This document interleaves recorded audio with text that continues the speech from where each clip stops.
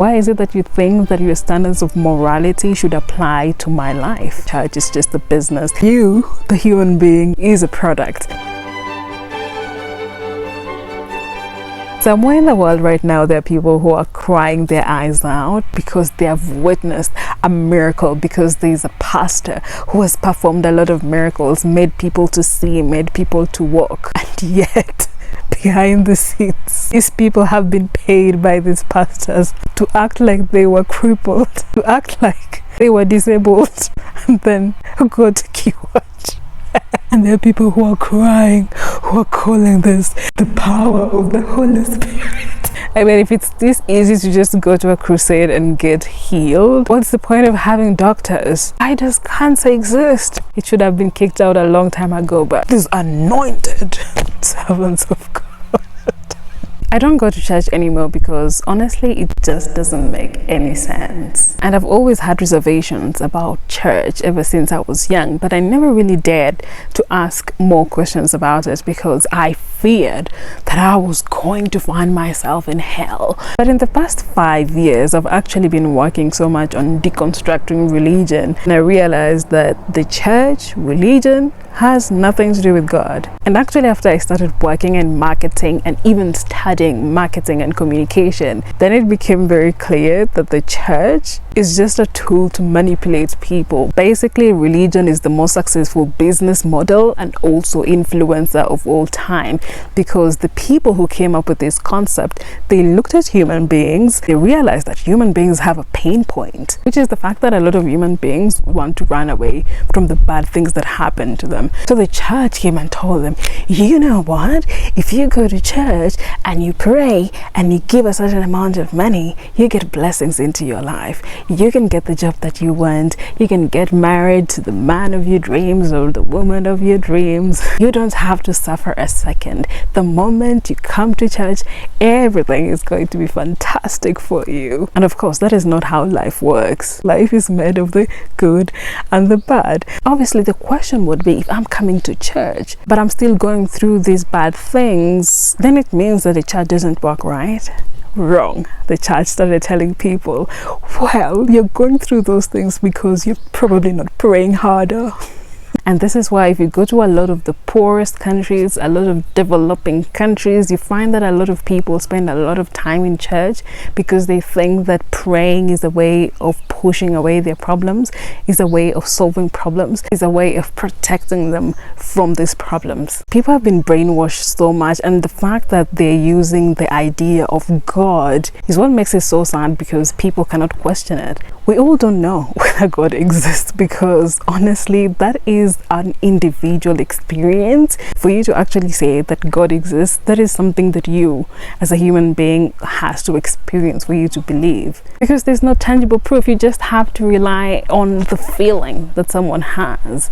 Obviously, you can look at the world and be like, who created all this and this, but still you can't see that person. And human beings are visual creatures, and that's why religious brainwashing is just one of the most dangerous, because you're believing in someone or something that probably exists, probably doesn't exist. But a lot of people have been told that if you question, if you doubt the existence of this supreme being, that you're going to be punished for it. So people don't even try to question it. That's why, to me, that actually doesn't make sense, because if you're very secure in whatever it is that you're doing, you wouldn't have a problem with people questioning you, because you're secure, you know that you're real, you know that you're legit, you're valid. But you know, if you're a fraud, then you have a problem when people are asking questions. One of the main reasons why I really stopped going to church was the fact that politicians would be allowed in the church. Now, obviously, there's nothing wrong with politicians going to church, but the fact that the church was platforming politicians who are known to be stealing, who are known to have done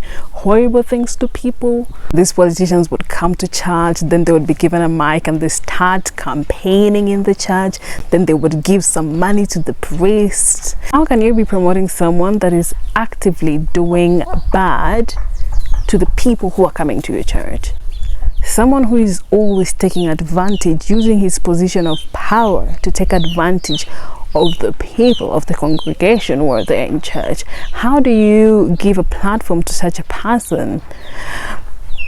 This is one of the things that really led me to believe that the church is just a business, and where you, the human being, is a product, because what they really need is your attention, and in return they use your attention to sell you things. Basically, the business model is like how social media platforms work. They have your attention, they can sell it to the highest bidder like the politicians, or they can sell you products like schools. For example, I went to a Catholic sponsored primary school. There's hospitals, they're also making money out of you. The church collects a lot of donations from its people. It's actually crazy how much money religion contributes to the economy as a whole. And there's an article I'm going to link in the description box that is on the World Economic Forum website that breaks down how religion as a business brings in so much money to the United States economy. It could be good if someone could actually break down how religion as a business contributes to the economies of developing countries, because a lot of people in developing countries spend a lot of their time on religion. And something else that really bugged me greatly about going to church, well, apart from politicians being platformed, is the fact that I realized a lot of people who are the most religious, who call themselves righteous, who are religiously righteous, are the most evil people you can ever find. These are people in your day-to-day life. For example, the pastors and the priests, they do the most horrendous things, and we've seen a lot of documentaries on this subject. They claim that they're going to show you the path to everlasting life, while their paths lead them to the bodies of young girls and boys. The most abusive parents to their children most of the time are the most righteous people. They're the ones you'll find leading praise and worship, praying, speaking in tongues. And the moment they get out of church, they're raining terror on their children. The nuns who taught us at the Catholic primary school I went to were the most horrendous people. They brought in teachers who would beat us black and blue. By the time I was leaving primary school, I had marks all over my body. You would think that I was Zebra's distant cousin because of the beatings that we used to go through. As if that wasn't enough, they shaved our heads because they told us that our hair makes us stupid. The kind of food that we used to eat was worse than what prisoners eat. My experience in that primary school was so bad that you cannot convince me that hell exists anywhere else, because I've already gone through hell.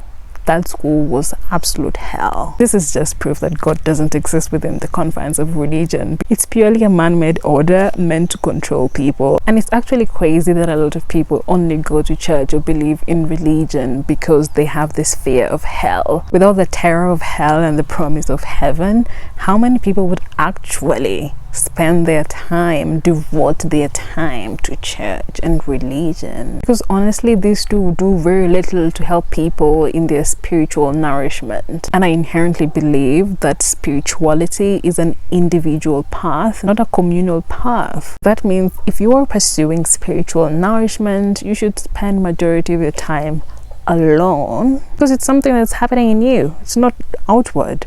But this thing of going to church and religion, they're focusing more on the outward things. That's why a lot of these religious people are really unkind and evil people, because they know that they can just go to church on Sunday and pray it away and be forgiven, because it's about outward appearances. Another reason why I don't think religion makes any sense is this idea that just because you believe in a certain religion, it means that you alienate other people that don't believe in what you believe in. It gives people an excuse to treat other people that don't subscribe to the same religion unkindly. It gives people the idea that they have the right to police how other people should live. And this is something that also my university did, telling you how to dress, because this is a Christian university. Excuse me? People are using religion as an excuse to police women's bodies, to tell you what you should wear, what you shouldn't wear, whether you should drink, whether you should smoke, whether you should have children or not. It's none of your business. This is exactly why I say when it comes to spirituality, when it comes to talks of God, it is an individual journey. Maybe your God told you that it's wrong, but why should I care about what your God told you? Why is it that you think that your standards of morality should apply to my life? Why is it that a lot of people and their religions think that it's okay to tell other people how to live? You've chosen that way of life.